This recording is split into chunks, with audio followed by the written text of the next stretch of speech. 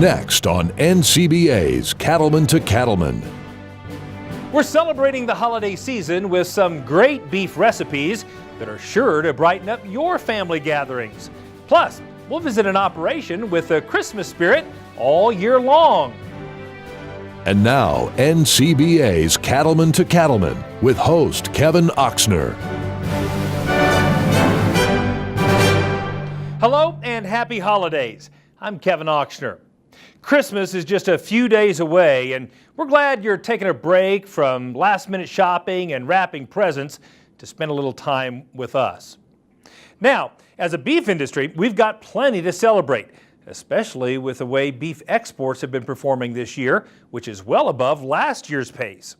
According to statistics released by USDA and compiled by the U.S. Meat Export Federation, shipments of U.S. beef to export customers are up 9% from the first 3 quarters of 2016. And when it comes to dollars in the pocket, U.S. beef export value is up 16% from just a year ago and appears to be on a record-setting pace.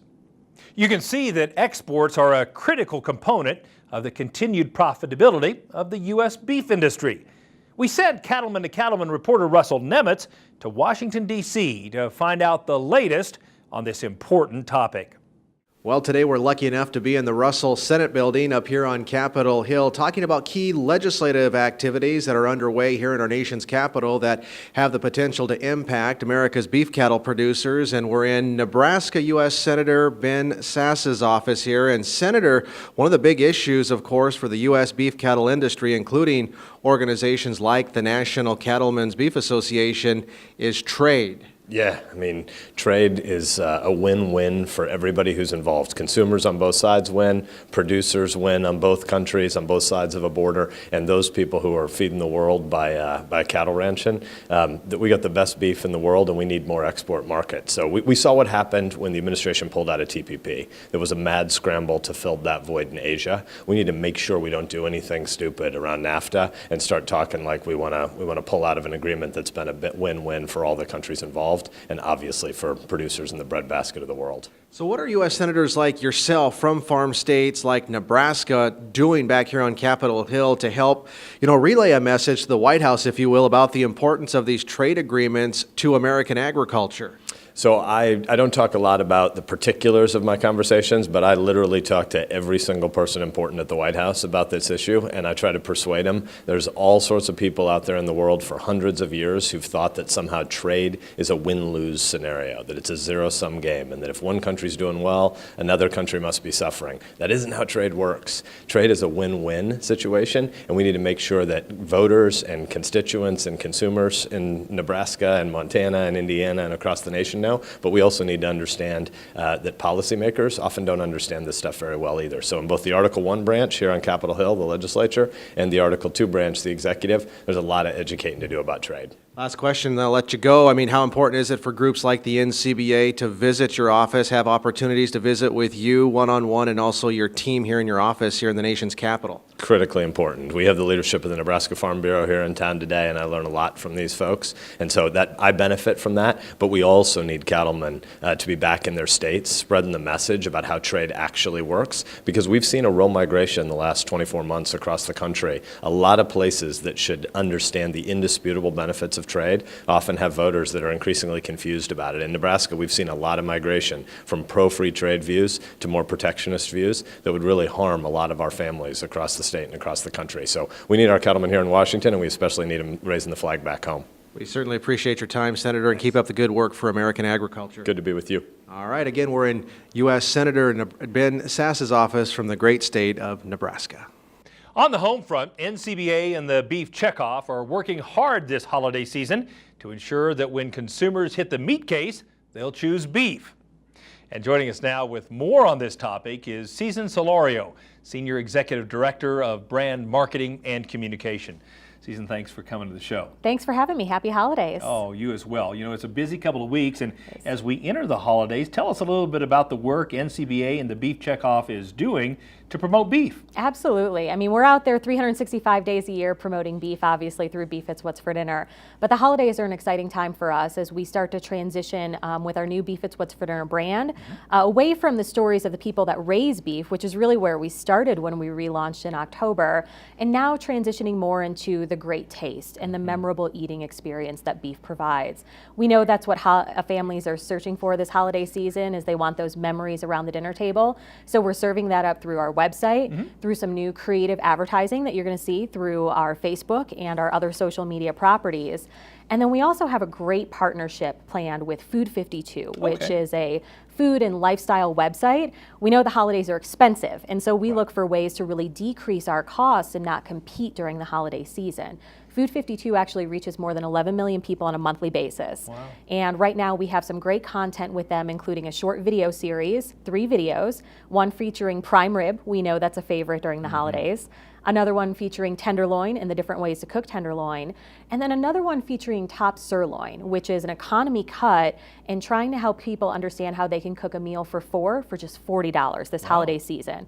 So we're really looking to inspire different ways that consumers can use beef, regardless of what their budget or what their holiday plans are for friends and family. And helping them be successful with beef. And I guess that was the other question. Why is it so important to help consumers learn how to prepare beef? Yeah, we know that the number one reason people shy away from beef is its price, and they're worried that they're going to mess it up because it is a higher cost and a higher quality protein than some other proteins. So we want to make sure we're giving them that preparation advice, but also that confidence that sometimes we just need when we're cooking.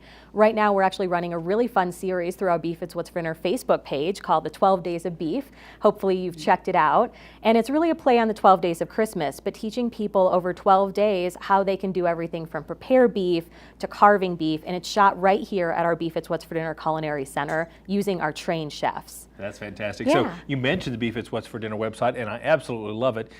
Tell our viewers a little bit about the role that website plays in these efforts. Yeah, that website will absolutely continue to play a critical role throughout the year. It's really the heartbeat of everything we do.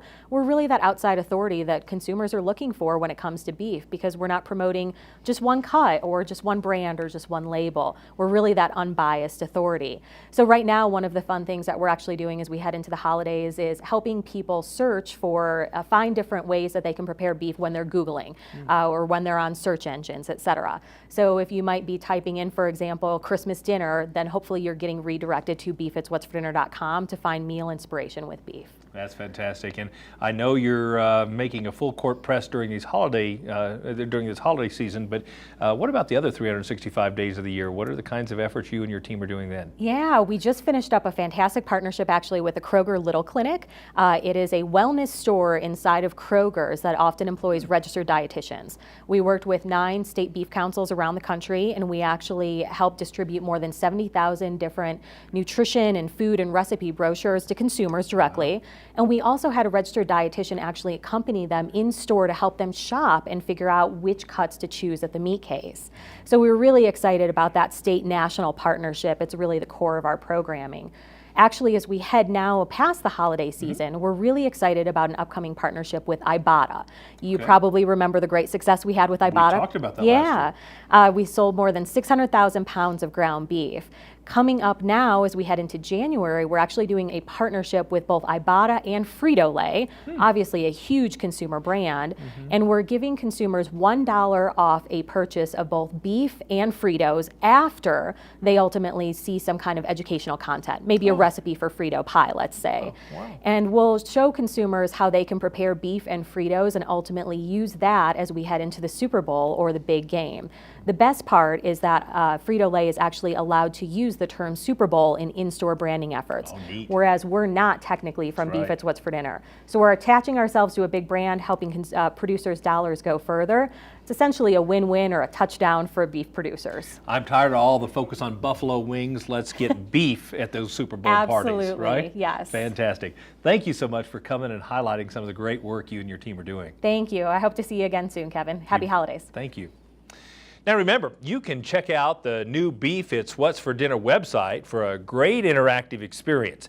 You'll find things like recipes, information on beef cuts, and nutritional information at this one-stop shop for all things beef. Still to come on Cattlemen to Cattlemen, we'll head into the Beef Culinary Center to see how they work to ensure the long-term success and sustainability of the beef industry. Plus, we'll show you how easy it is to prepare an amazing beef meal for the holidays. Don't go away. We'll be right back. What does it mean to be an American cattleman? It means you have what it takes where it counts, on the inside. At Ritchie, we understand that. It's what's on the inside that defines us. We share the same values: ingenuity, commitment, sense of pride. These are the values that built this country. They're the values that built this company. Ritchie, proud to be a partner to the American cattlemen since 1921. Hey everybody, I'm Stormy Warren from SiriusXM's The Highway. Join me for the 2018 Cattle Industry Convention and NCBA Trade Show in Phoenix, January 31st through February 2nd. You can find out more at beefusa.org.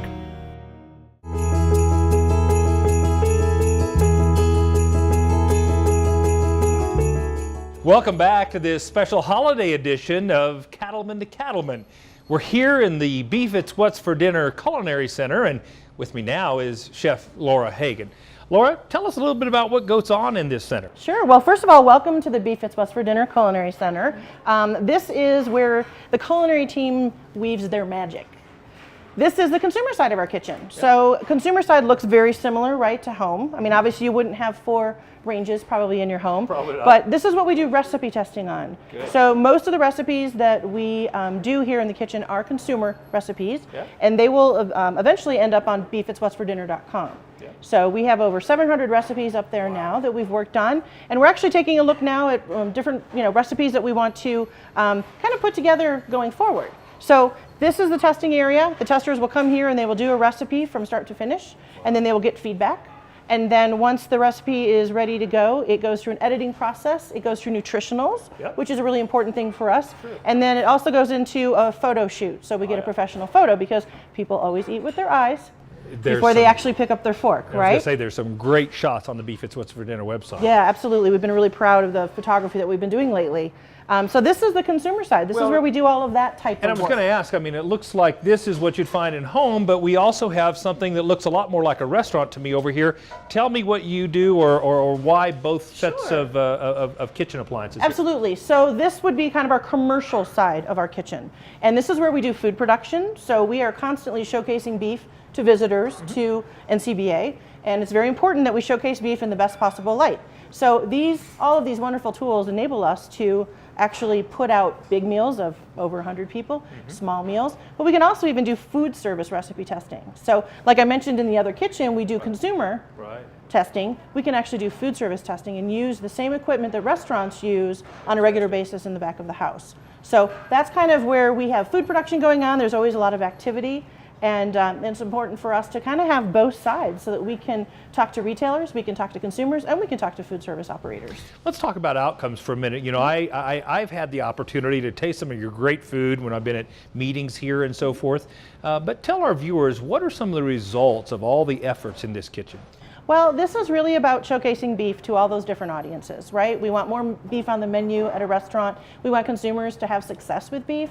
So certainly when we're doing recipe testing, it's really important that we learn how a consumer cooks, so that we can make sure that everything we put out there is easy for them to work on. And then when it comes to retail, we love to be able to offer recipes at the meat case, so that if someone goes and selects a certain cut of meat, they can then have a corresponding recipe to help them kind of have a successful experience. We've read a lot that particularly millennials would like to eat more beef, but they just don't know how to cook it. And so what you're doing is so critical to our beef demand efforts. Well, and I think you'll notice that just in general, education is super important right now. It's really important to let everybody know about the beef industry, as well as what we do here in the kitchen, and make sure that consumers have this transparent feel for what we do here, and understand that if they have questions, they can come to us and we can make sure that they have success.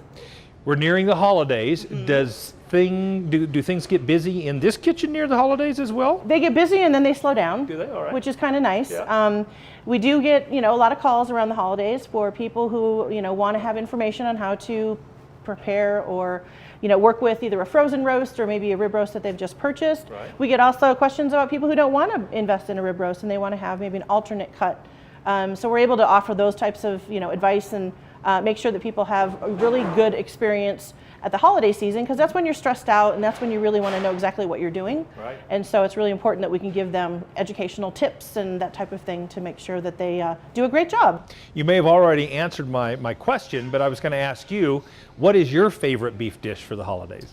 Well, I do like to do a roast, Yeah. but I am more of a tenderloin girl. Oh. So I am more apt to go for the most tender muscle in the entire carcass. Yes. And I love to just roast it with a really lovely rub and then usually some big mashed potatoes and some good veggies on the side as well. But tenderloins are my favorite. You can't go wrong. Beef, it's what's for dinner, holidays or any other day, right? Absolutely. And speaking of that, when we return, we have some great recipes to share with you. Stay with us.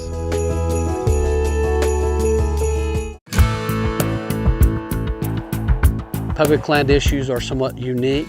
The Public Lands Council is valuable to the ranchers because it's someone out there that's speaking their language. Somebody has to communicate with the agencies, the BLM, the Forest Service, Fish and Wildlife. Well, the Public Lands Council has provided incredible information and help, I think, to all members of the Congress. Everything from water rights to endangered species to wildfire to the need to actively manage the lands through grazing. And there's always a new battle coming up. The people on the land know much better what's good for them, their land, and their community than anybody in Washington ever will or ever has. So for them to have someone who is out there helping send their message and helping them keep their industry alive, that's super important for them. There's no way you can really put a value on what they do for us. So having someone in Washington, D.C., a voice for the industry, a voice for public land ranching, such as PLC, Public Lands Council, is huge.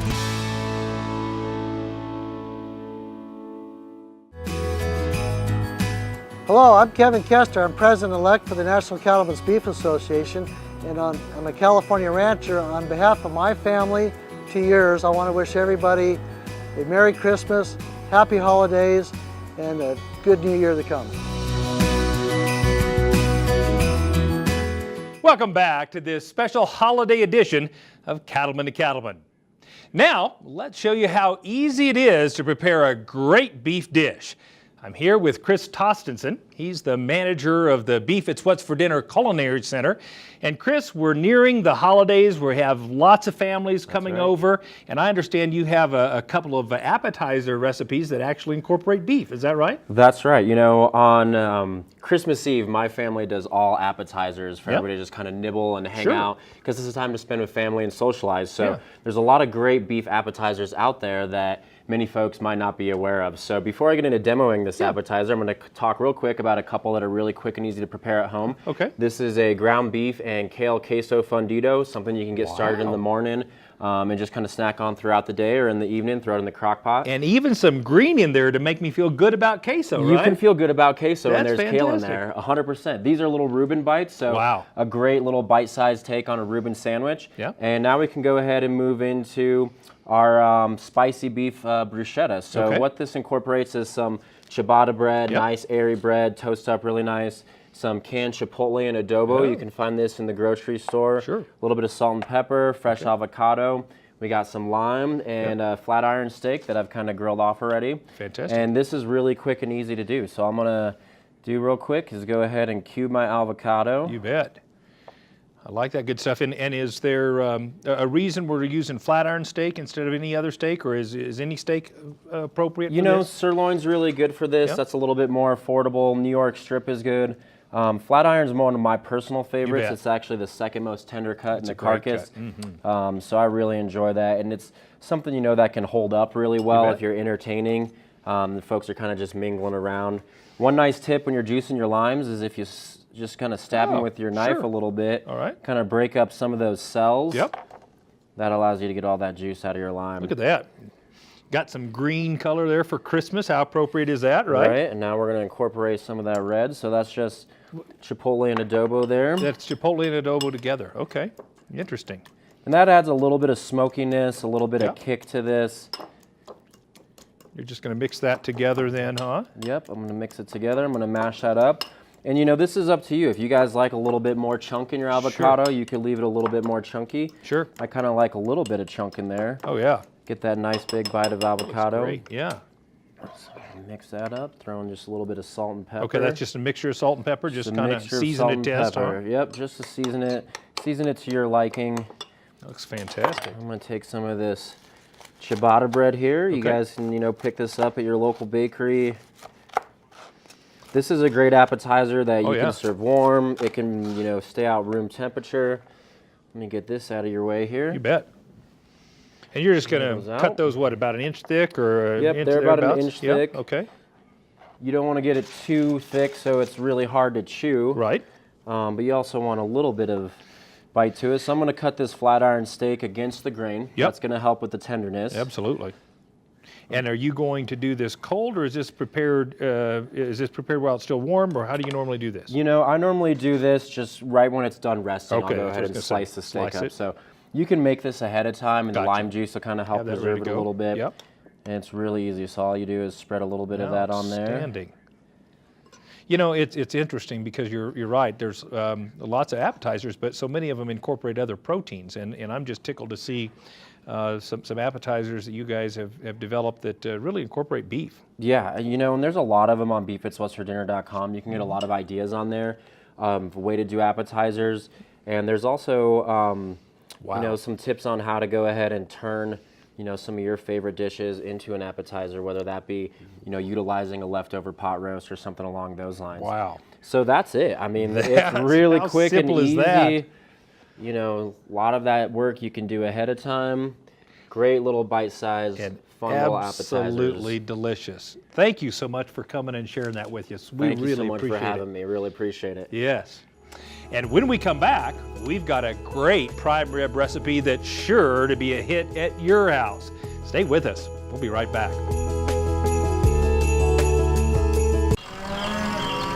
Out here, we begin each new day the same way, by saddling up and heading out to interrogate some of the world's toughest secret keepers. They're never gonna tell us that they don't feel right, and that's one secret we just can't afford to have between us. I know when we find them, we can fix them, because if there's one thing better than having a secret, it's having a secret weapon. It's a Prevo. Stay Tough fence will last 3 times longer and is 4 times stronger than low tensile fencing. High tensile wire, solid vertical stays, and tight fixed knots all provide superior strength. You will use fewer posts, saving time, labor, and money. Protect your investment for generations with Stay Tough fence. Stay strong, stay tight, stay tough.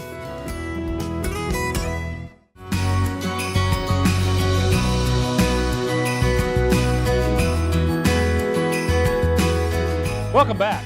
We're cooking up some great beef dishes that are perfect for any event or occasion and especially appropriate for this holiday season.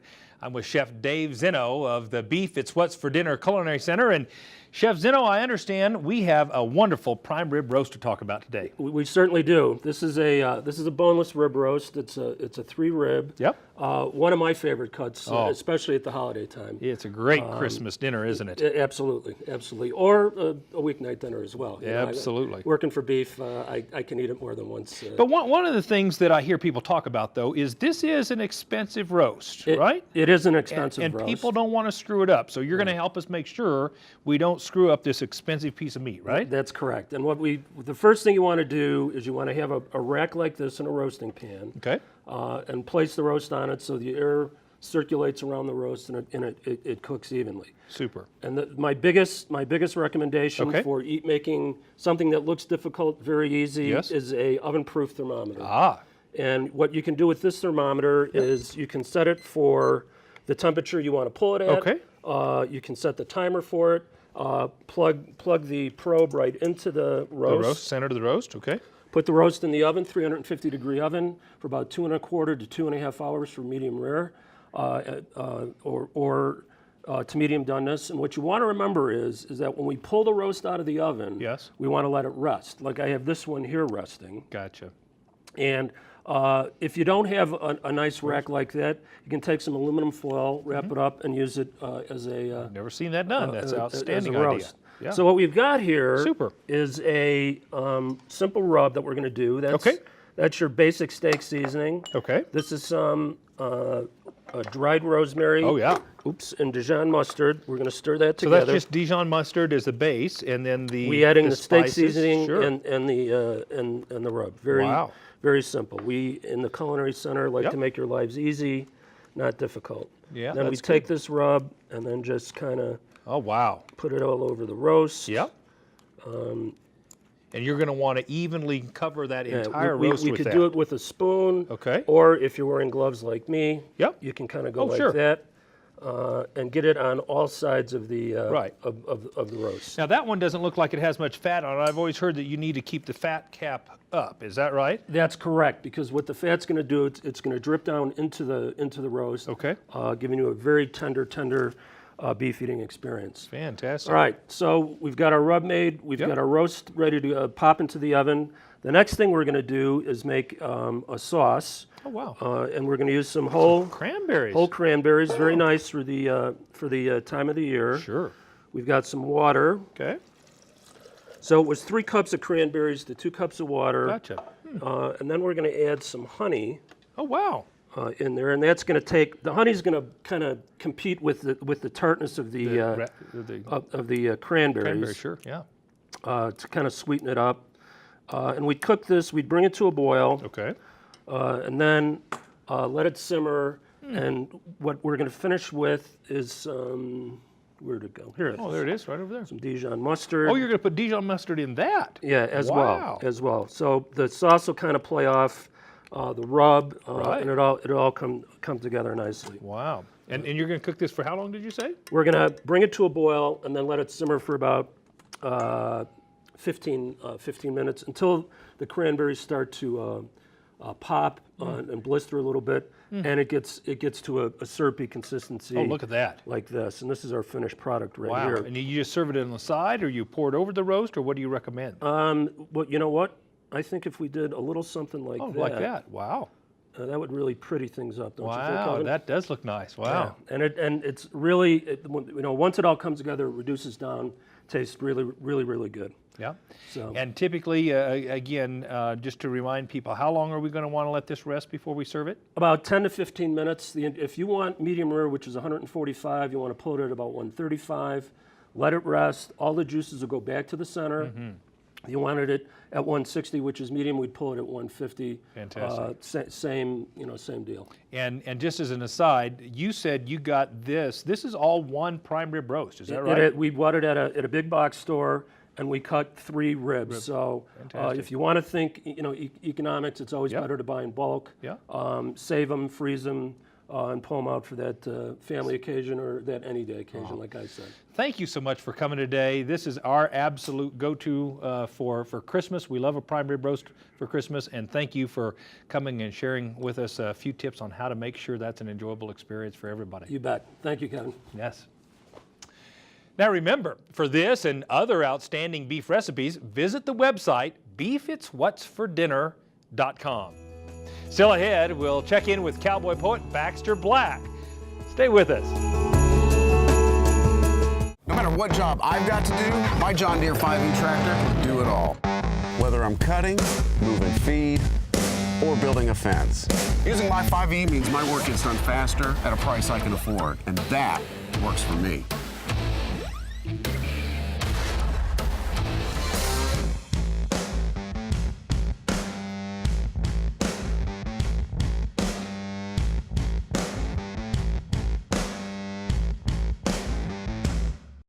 Say goodbye to your toughest pasture and rangeland weeds for good. Because one product offers season-long control, handles the widest spectrum of broadleaf weeds, and clears the way for increased forage with greater grazing flexibility. So you get more beef per acre at a cost that can't be beat. It's Grazon Next HL herbicide, and if it's in your pastures, plain and simple, weeds won't be.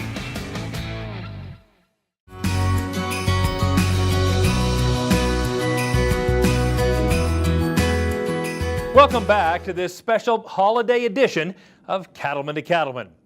Lots of farmers and ranchers raise crops right alongside their cattle. Brian Baxter has the story of an operation whose crop of choice keeps them in the Christmas spirit all year long. Tom Dull knows what it is that makes a real Christmas tree so special. Every tree is individually handcrafted by God. You know, there's not another one like it out there. Dull's Christmas Tree Farm is located in Thorntown, Indiana. This diversified, multi-generational operation used to raise cattle and hogs while growing corn and soybeans. But in 1985, they gave up the livestock and added trees to the mix. The trees don't have to be fed twice a day, and they smell better. So we can go away and leave them and not have to worry about somebody taking care of them. We don't have to worry about the water freezing, water lines freezing, and all that kind of stuff. So I miss the livestock, but I don't miss the livestock. Think the cattle business requires a lot of planning for the future? At Dull's, they always have to think years ahead. From the time that we plant a tree, and the trees are 2 to 3 years old when we plant them, until we cut it, it's about 7 years. And so it's a challenge trying to think about 7 years from now, what's our demand going to be? What kind of trees are people going to want? How many trees do we need to plant? You know, here it is the second week of after Thanksgiving, and our Christmas tree field is virtually bare already because we didn't anticipate 7 years ago that we would have the demand that we have today. We mainly grow 3 varieties for Christmas trees. Those are Scotch pine, white pine, and Canaan fir. The most popular by far is the Canaan fir. A lot of people know the name Fraser fir. We unfortunately cannot grow Fraser fir, but a Canaan is a close cousin to the Frasers, and they grow really well for us. Most people have 8 or 9 foot ceilings, so the most popular size is somewhere between 7.5 and 8 feet tall. We do sell trees as small as 2 feet tall to put on a table, and we sell them as big as 12, 14, 16 feet tall for people who have a nice big room to put it in. But the majority is 7 to 8 feet, which is why it's a 7 to 8 year growing cycle. The trees grow on average about a foot a year in height.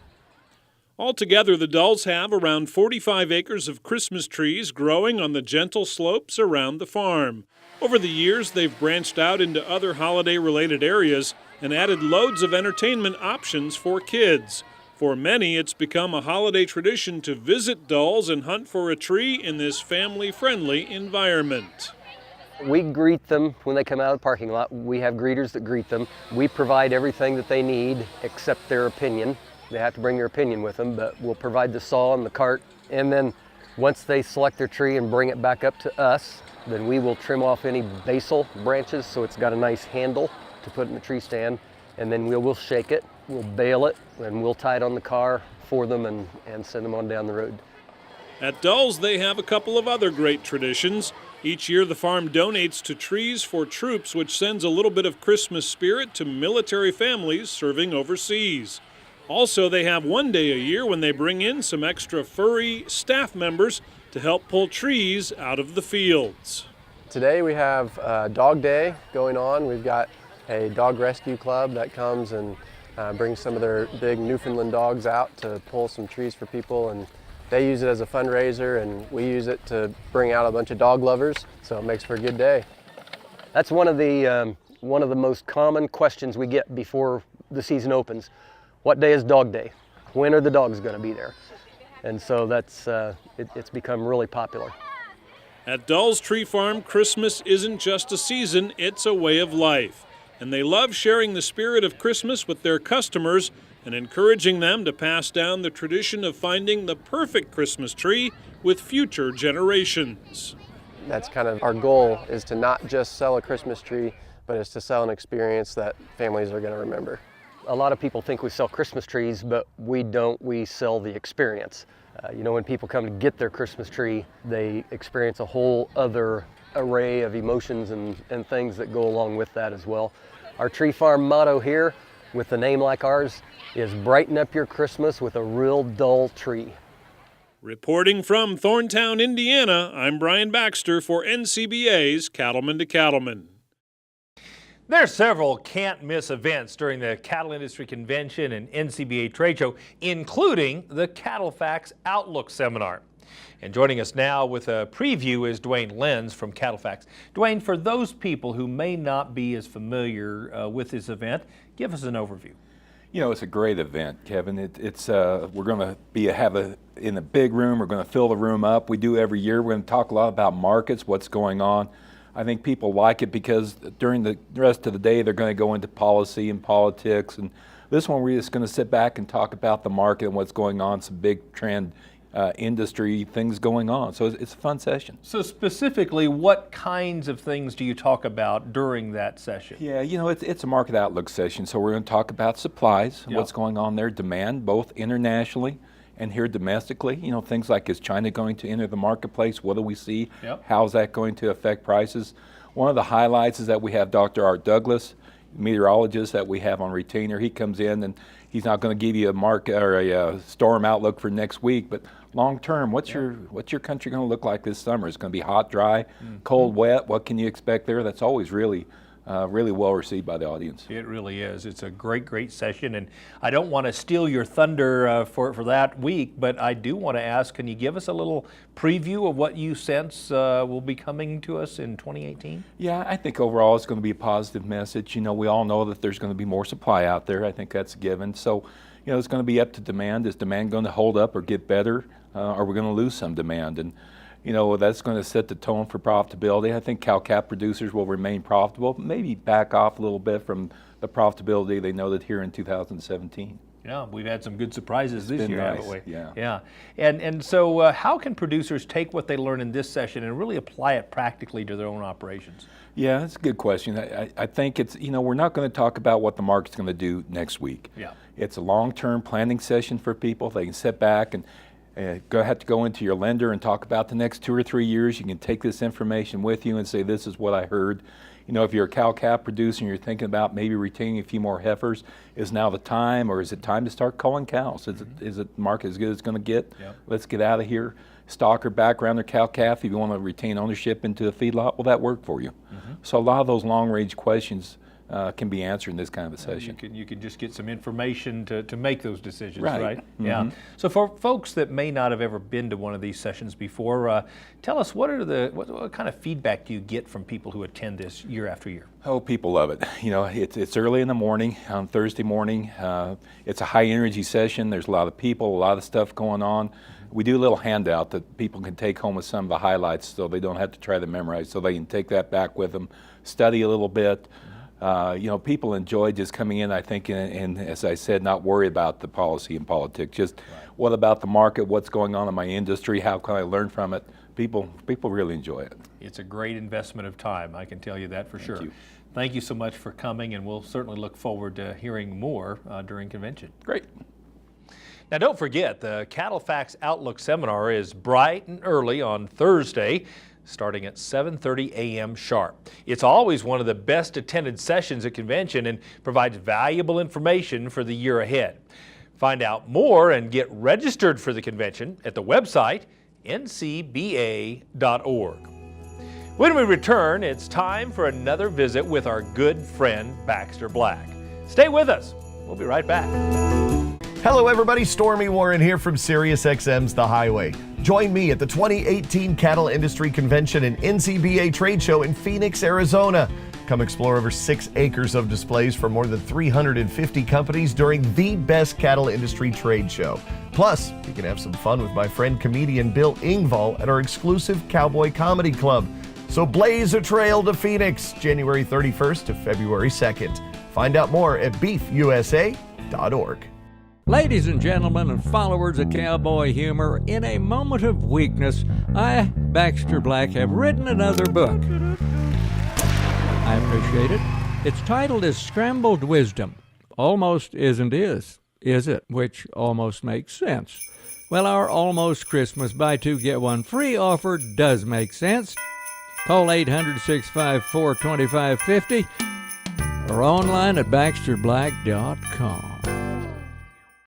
We know you're up before the dawn because the cattle rise before the sun. And you spend long hours in the saddle because the herd isn't always over the next rise. And you care for the land because you know it takes care of your family. And we know you do great work. And it's time to tell that story to the marketplace. IMI Global is here to help you do just that. He was the last burro left in the dusty corral. His two companions had been sold by the man. They were younger and stronger and finer looking, even by burro standards, which are quite high. They were worth more and brought more money, which was what the man needed. One morning, the man fed him a little bowl of grain, and he brushed him down, and he bobbed his tail, and he trimmed his long whiskers. And the next thing he knew, the burro was fit with a blanket and a pack saddle. And he watched as the man led a woman out, and he gently lifted her up on his pack saddle. And the man shouldered his own pack, picked up his walking stick, and clucked to the burro. Then they arrived in a town late one night. The man went in the house, and the woman waited. In a little bit, the man came back and led the burro around behind the stable where he was watered and tied in a far corner, and they fed him some grass hay. The burro watched as the old man put a blanket in one of the stalls and laid the woman down. Time went by, and later in the night, the woman walked out carrying a little baby and laid him in the hay manger.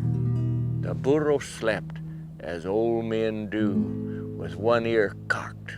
He saw the sheepmen come, and he heard the singing. Well, as the years went by, the woman would bring the growing man-child out to the corral, and she would hold him up, and she would set him on the burro's back, and she would talk man-talk to the little child.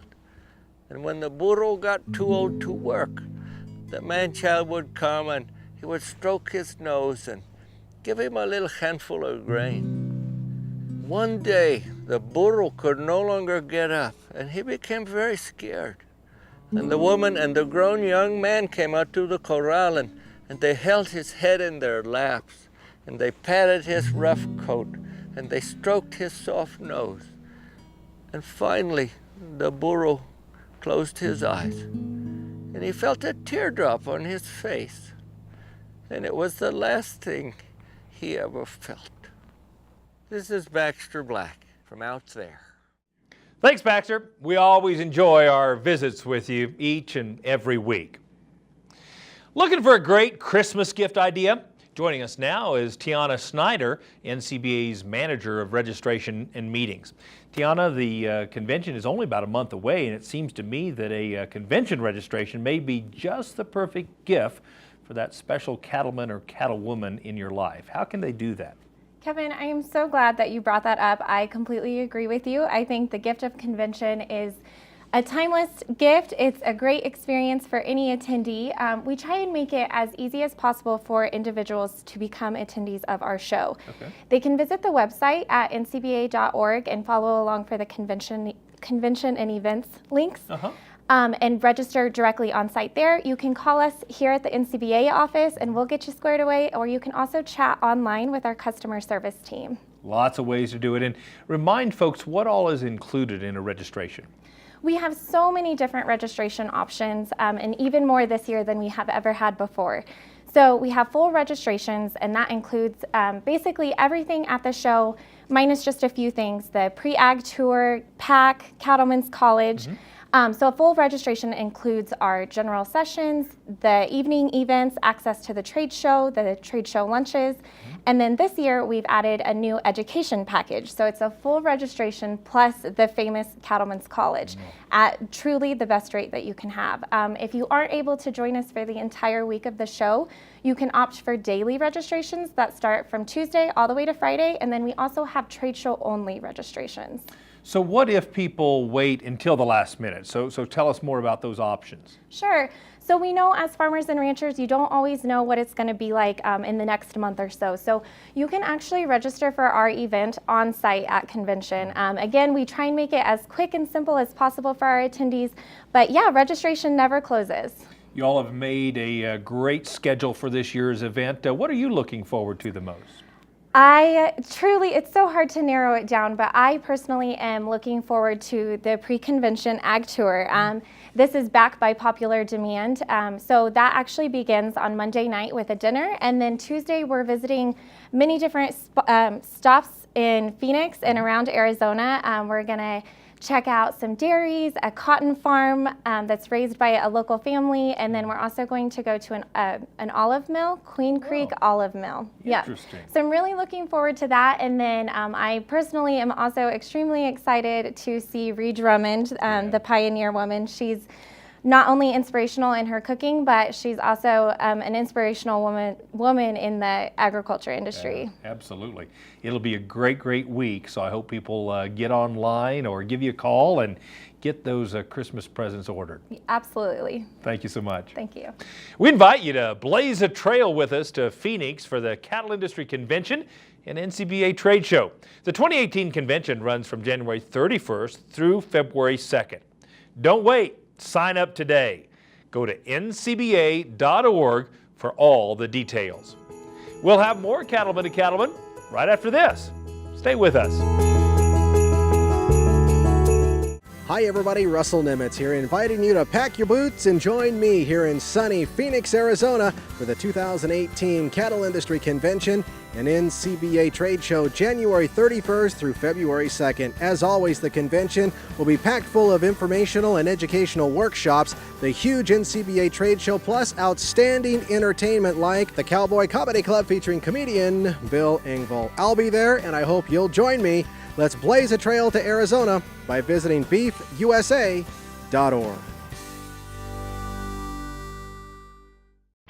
Want more profit out of your pasture? Then here's our 2 cents on using parasite control to make some dollars. In a trial of calves, Long Range outperformed Sidectin and Safeguard dewormers combined by as much as an extra 40 pounds. Yeah, that's a lot of extra profit, and that's why it pays to treat cattle with Long Range. Do not treat within 48 days of slaughter. Not for use in female dairy cattle 20 months of age or older, including dry dairy cows or in veal calves. Post-injection site damage can occur. These reactions have disappeared without treatment. You can't afford another season without Long Range. Hi, I'm Jennifer Houston, a cattle producer from Tennessee. And as we enter this holiday season, I hope you spend time with your family. I hope you look forward to the new year, and I hope everybody has a safe, healthy, and happy holiday season. From all of us at the NCBA officer team, Merry Christmas and Happy Holidays. Welcome back. The holidays are a perfect time for giving. And reporter Matt Fleck has the story of an Indiana cattle family that recently volunteered their time to give back to an organization that means a lot to them. There are always plenty of blue corduroy jackets around when Indianapolis, Indiana plays host to the National FFA Convention. Each year, as part of the experience, the visiting members also have a chance to tour different local businesses for an up-close look at a variety of ag-related careers. One stop this year was Lawson Land and Cattle, a multi-generational cow-calf and feed yard operation. Well, today we hosted a busload of FFA students from all over the U.S. and this is the second year that we've done that. It's the Career Success Tours, and we're just delighted to work with National FFA and be able to be one of the host sites for their tours. The FFA members got to explore a working cattle farm that might do things differently than their operations in their home states.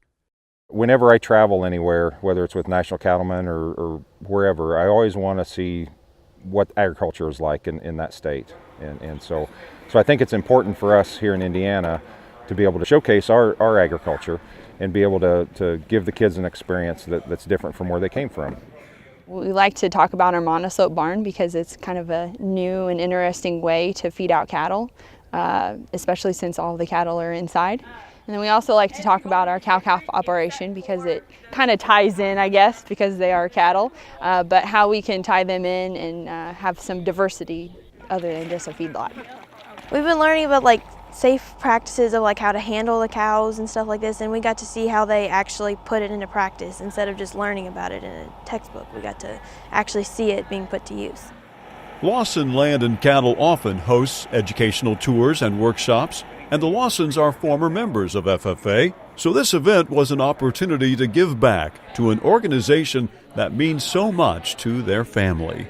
FFA is always a really important one for us, and we spend a lot of time setting up and also cleaning and developing a curriculum because we think it's probably one of the most important ones. FFA was a huge part of my life when I was in high school and really helped me develop as a leader. And I know it did Kaylee also, and so to continue on with those things that we learned and to help others build on their skills is vital. It means a lot to see that you can put back into FFA even after you grow out of your blue jacket and you're an alumni. It's kind of cool to see that you can just help out and continue to grow the organization through whatever it is that you do. Reporting from Thorntown, Indiana, I'm Matt Fleck for NCBA's Cattlemen to Cattlemen. As a former National FFA officer myself, I enjoy seeing the role FFA can play in getting young people excited about the beef industry. Now, it's time once again for legacy photos, but this time with a twist as we share some great holiday themed shots. Let's have a look.